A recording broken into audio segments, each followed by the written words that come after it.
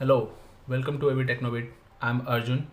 Today in Fundamentals of Computer series, we are going to discuss on the topic algorithms. So basically in programming language, what is algorithm? Algorithm क्या होता है? Algorithm एक well defined instruction होता है.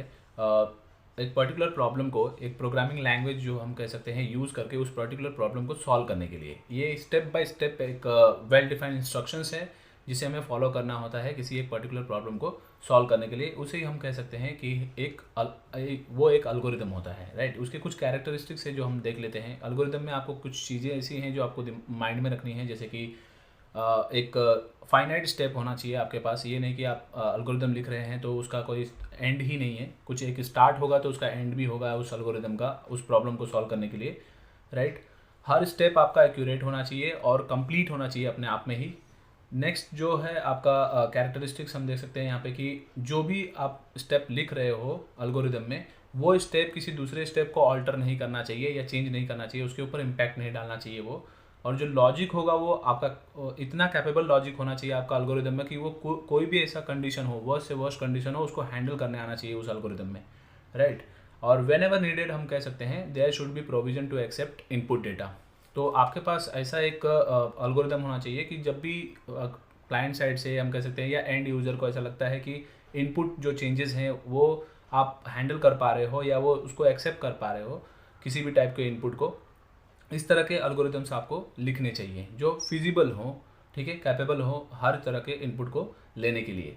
After solving the problem हम कह सकते हैं कि algorithm should produce the corresponding output. तो जब आप अल्गोरिदम बना रहे हो, आपने प्रॉब्लम जब अल्गोरिदम से सॉल्व कर दिया, तो वो अल्गोरिदम क्या करना चाहिए, जो डिज़ायर्ड आउटपुट है वो आपको प्रोवाइड करना चाहिए, राइट. इस तरह का आपको अल्गोरिदम में कुछ कैरेक्टरिस्टिक्स हैं, जिसमें एक और इसका कैरेक्टरिस्टिक्स है जो आपको माइंड में रखना चाहिए, वो है फाइनाइट टाइम. तो जब हम डीएसए पढ़ेंगे, डेटा स्ट्रक्चर्स एंड एल्गोरिदम, तो उसमें आप देखोगे फाइनाइट स्टेप मतलब क्या है कि स्पेस टाइम कितना लेता है, ठीक है, मेमोरी स्टोरेज का टाइम कितना लेता है. ये सारी चीज़ें हम लोग कैलकुलेट कर सकते हैं कि एक अल्गोरिदम कितना टाइम किसी एक प्रॉब्लम को सॉल्व करने में लेता है. और अल्गोरिदम क्या होता है कि हर डेवलपर हम कह सकते हैं पर्सन टू पर्सन वेरी करता है कि वो किस तरह का अल्गोरिदम बिल्ड करता है किसी एक पर्टिकुलर प्रॉब्लम को सॉल्व करने के लिए, राइट. सो देयरफॉर हम कह सकते हैं कि अल्गोरिदम जो होता है कि किसी भी प्रोग्रामिंग लैंग्वेज के करस्पॉन्डिंग नहीं होता है, वो इंडिपेंडेंट ऑफ एक प्रोग्रामिंग लैंग्वेज होता है.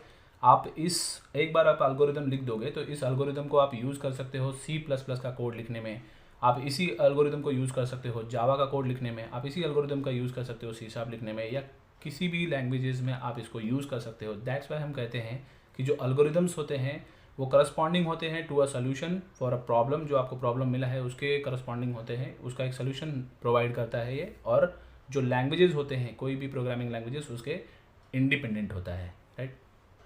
So let's understand the algorithms with some illustrative examples over here. So here I have taken the first problem, that is swapping.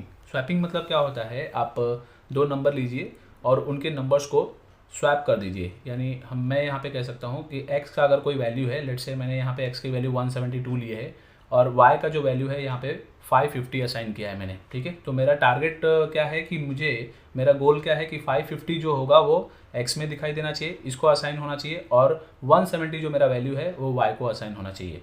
तो मैं इसके लिए कैसे एक एल्गोरिदम बिल्ड कर पाऊँगा, ठीक है, कैसे बिल्ड करेंगे हम इसका एक algorithm. So here is the procedure to build the algorithm for swapping two numbers. Okay. So सबसे पहले आप क्या करोगे, x की जो वैल्यू है, राइट, एक टेम्पररी वेरिएबल असाइन करोगे आप, एक टेम्पररी वेरिएबल ले लोगे आप, उस टेम्पररी वेरिएबल में आप x की वैल्यू असाइन कर दोगे. ओके. सो टेम्पररी वैल्यू में क्या हो गया, इस वेरिएबल में क्या हो गया, आपकी x की जो वैल्यू है वो असाइन हो गई, स्टोर हो गई. नेक्स्ट आप क्या करोगे, जो आपके पास सेकंड जो आपके पास वैल्यू था या वेरिएबल था वो उठा के आप x में स्टोर कर दोगे. यानी आप क्या करोगे, x is equal to Y लिख दोगे, y की वैल्यू की उसमें असाइन हो गई फिर x में. ओके. सो फाइनल स्टेप क्या होगा आपका, कह सकते हैं हम लोग कि जो y की वैल्यू है वो हम लोग टेम्पररी वैल्यू इसको असाइन कर देंगे. जो टेम्प वेरिएबल है इसमें जो वैल्यू था x का, हम वो y में असाइन कर देंगे. इसका मतलब क्या हो गया, दोनों वैल्यू आपस में स्वैप हो गए, ठीक है. और लास्ट में हम लोग क्या फॉलो करेंगे, stop, that is from start to end. ये हो गया आपका finite step in algorithm to solve the swapping, to solve the two numbers, I mean जो नंबर्स हैं उनको स्वैप करने के लिए हमने ये एल्गोरिदम या प्रोसीजर्स हमने फॉलो किया। Let's look at some other example, that is factorial computation कैसे करते हैं हम लोग। ठीक है, तो यहाँ पे देखिए प्रॉब्लम आपको इस तरह से असाइन किया जाएगा, given a number that is n, compute n factorial where n is greater than और इक्वल टू 1।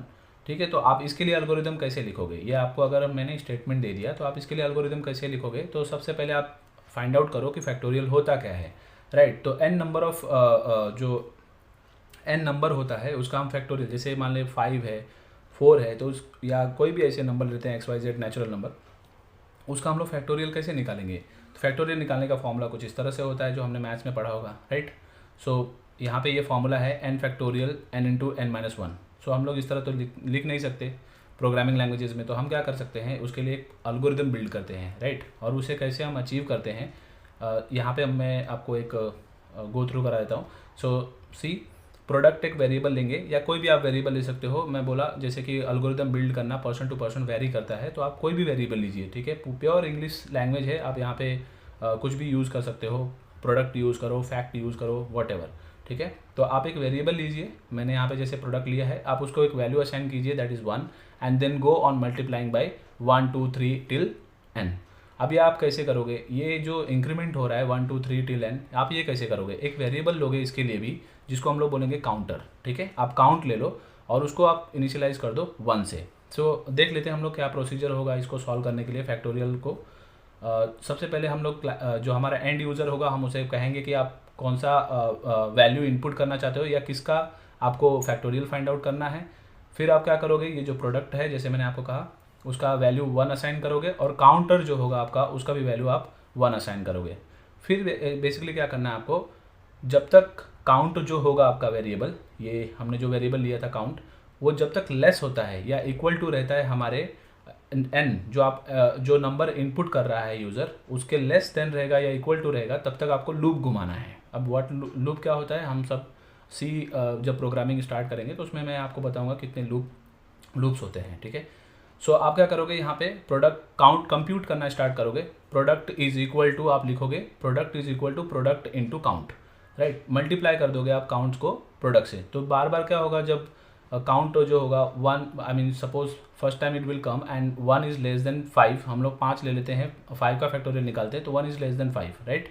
तो 1 इज़ लेस देन 5 अंदर जाएगा, यहाँ पे क्या हो जाएगा 1 इंटू 1, राइट।